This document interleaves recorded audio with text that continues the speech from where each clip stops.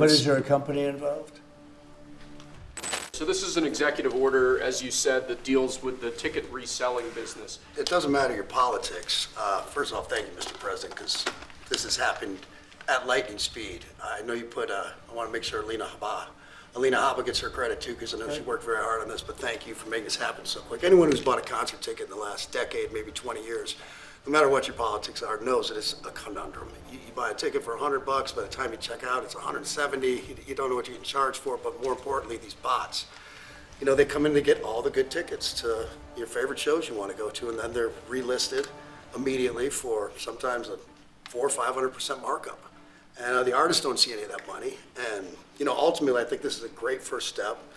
I would love down the road if there'd be some legislation that we could actually put a cap on the resale of tickets. And I'm a capitalist and a deregulation guy, but they've tried this in some places in Europe, and it seems to be the only thing that's us as artists be able to get the tickets into the hands of the fans at the prices we set. I'll be the first one to say, and I know the president doesn't like when I say this, but I'm a little overpaid right now.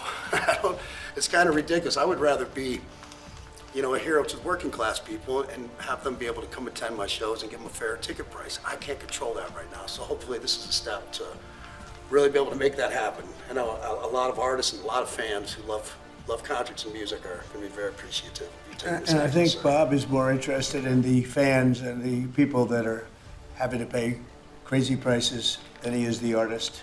Maybe the artist a little bit, but the fans a lot. I've spoken to him over the years about it, and it's been, it bothers him. It bothers a lot of other artists too. You see, does. the artists, and they go out with a $100 ticket and it sells for $2,000 the following night.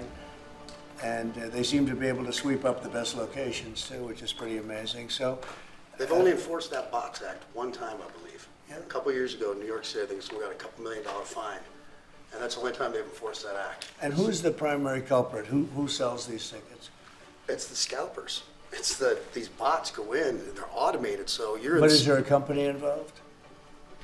You might not want to No, say. no, well, there's reselling markets know. all, yeah. I think I know, Peter. But that's all right. Don't get them involved. Maybe they're more innocent than we think. Well, if you think of it, like if Ticketmaster sells a ticket, if you buy a ticket and go to a show, you're in a lot of ways their worst customer. Because they make another 17, whatever percentage every time that ticket resells. So they don't want to enforce the Bots Act necessarily because they're making more money off it. The artists don't see any of that money, but that's not what I'm advocating for, is for me to make more money. I want the fans to have fair ticket prices, be able to go and enjoy more shows. I know people that can only, they decide on a family vacation or going to their favorite concert once a year rather than, you know, my parents used to go see multiple shows when you could afford them back in their day.